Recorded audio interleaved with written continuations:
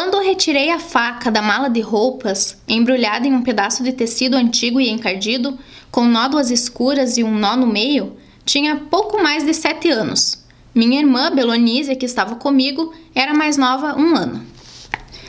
Ao percebermos nossa avó se afastar da casa pela lateral do terreiro, nos olhamos em sinal de que o terreno estava livre, para em seguida dizer que era hora de descobrir o que Dona Ana escondia na mala de couro em meio às roupas surradas com cheiro de gordura rançosa. É com esses trechos que se inicia a história do romance Torturado, do escritor baiano Itamar Vieira Júnior. Essa obra aqui ela é de 2018, ela foi publicada pela primeira vez em Portugal em 2018 e alguns meses depois ela veio para o Brasil. Essa história ela vai contar um pouco sobre a vida das irmãs Bibiana e Belonísia. Ela começa contando que havia uma mala debaixo da cama da avó dessas meninas e que era uma mala proibida, elas não poderiam ver o que tinha dentro daquela mala, era um segredo escondido. E dentro dessa mala havia um objeto. As irmãs esperaram a avó delas sair para trabalhar e elas foram ver o que tinha naquela mala, porque era um objeto elas tinham muita curiosidade, era um objeto proibido. Então elas abriram a mala e encontraram uma faca, que para elas era um objeto lindo, era muito brilhante, ele chamava muita atenção. E ele era uma faca, e ao manusear essa faca, esse objeto, elas acabam sofrendo um acidente com ele. Tanto que até no próprio resumo do livro diz que depois do acidente, uma irmã precisou ser a voz da outra, porque elas se ligaram de uma forma tão intensa a partir desse acidente que uma precisou ser a voz da outra irmã. Então, falando um pouquinho sobre quem são Bibiana e Belonísia, de onde elas vêm, elas são filhas de trabalhadores rurais que são descendentes de escravos. Eles vivem na região da Chapada Diamantina, no interior da Bahia, mais especificamente na fazenda de Água Negra. Eles têm como forte tradição o trabalho, né? Eles são trabalhadores rurais, eles lidam com a terra, eles plantam, eles colhem e eles têm muito amor pela terra, eles têm muito amor pela natureza. A natureza para eles não é uma parte distinta, eles são parte da natureza e isso o autor deixa sempre muito claro do início ao fim. Outra coisa que é bem forte na tradição da família deles, tanto deles como dos povos que existem naquela região, dos povos que moram lá, é a tradição religiosa. A família da Bibiana e da Belonísia, eles fazem parte do Jaré. O pai deles é um curandeiro, ele se chama Zeca Chapéu Grande, e ao lado da sua esposa Salu, eles são os líderes religiosos daquele povo.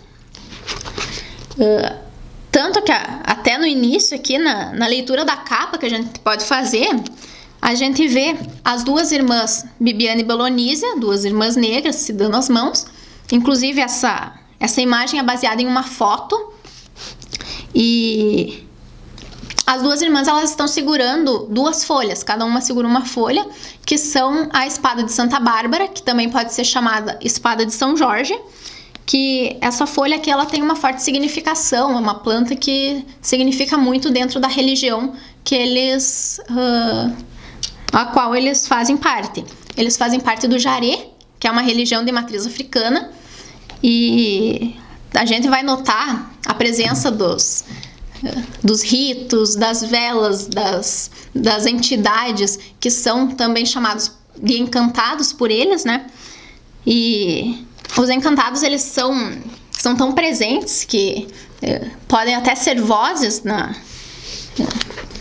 que contam essa história. A gente vai percebendo isso. E, bom, o autor, ele não especifica uma data de quando a história está se passando, mas ele dá sugestões para que o leitor construa o percurso de mais ou menos que época se dá a história, onde se passa e tal. Ela se passa então nessa fazenda, né? Eles têm essas tradições de trabalho. Mas uma coisa bem interessante, que é uma das chaves para se começar essa história, é que essa história, ela se passa num momento onde a escravidão no Brasil já havia sido abolida há muitos anos. Mas a situação da família não mudou. A situação dessa família, que já vem de uma descendência de escravos, ela continua a mesma, um pouco camuflada.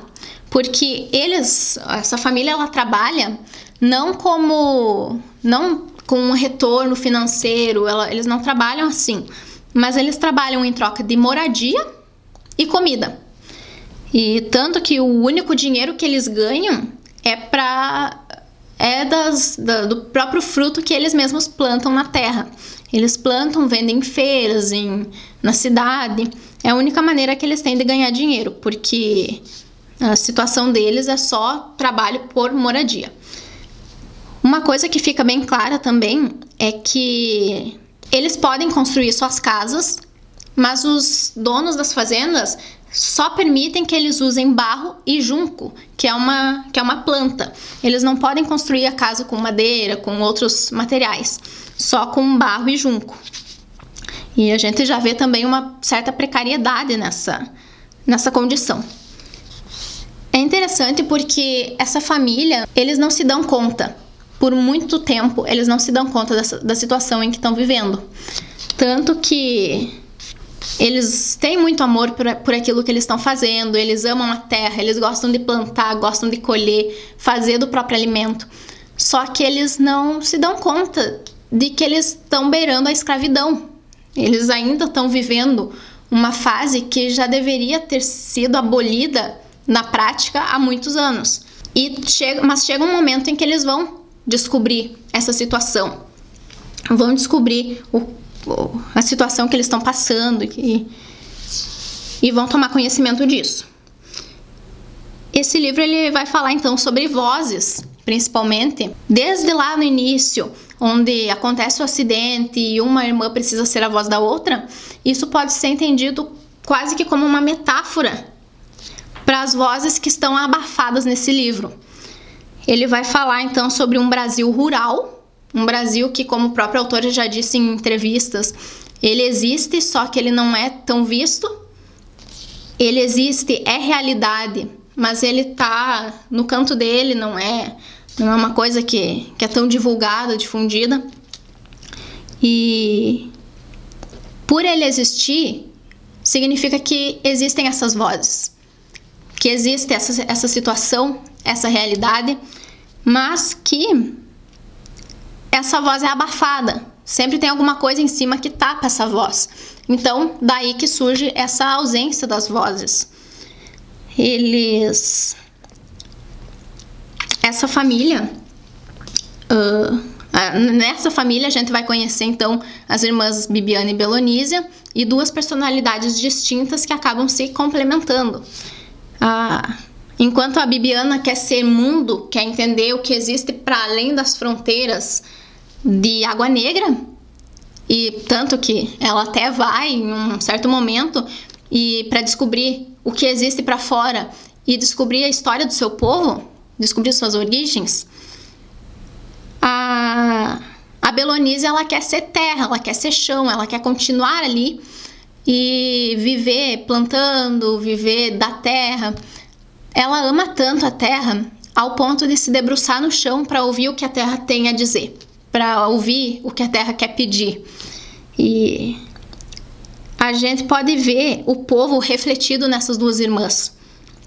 O povo ama a terra, ama a natureza, entende-se como uma parte da natureza, numa unicidade. E mais tarde vai ser refletido na irmã Bibiana, no momento em que ela entende a realidade que está acontecendo naquele momento, que está acontecendo no seu povo, entende o que vem de antes, de anos atrás. Tanto que o povo até em um momento ele se percebe, não, mas essa situação é ruim, a gente tá vivendo dessa maneira, isso não é uma coisa boa, a gente tá beirando a escravidão. E no momento que eles vão reivindicar os seus direitos para os proprietários, para os donos daquelas terras, das fazendas, eles são as pessoas, os donos riem deles, eles não são ouvidos. A voz existe, isso é uma coisa que fica bem clara, só que ela se mantém ausente por causa da falta de ouvidos para ouvi-las. A gente está vendo aqui então a história de um Brasil diverso, um Brasil rural, e um Brasil que existe até nos dias de hoje, só que não é tão visto, não é tão difundido, não se tem notícias desse Brasil, apesar dele existir.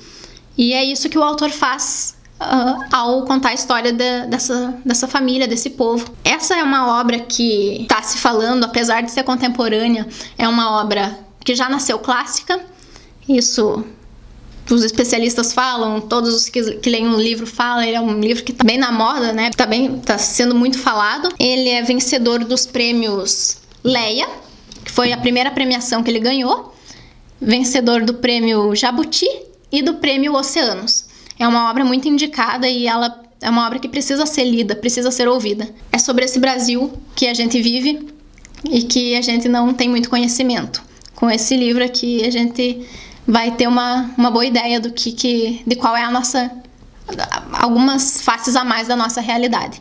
Então, é uma leitura que fica aí a dica, é uma leitura muito recomendada, ela precisa ser lida, e fica aí a dica de Torto Arado, fica aí a sugestão, Torto Arado de Itamar Vieira Júnior.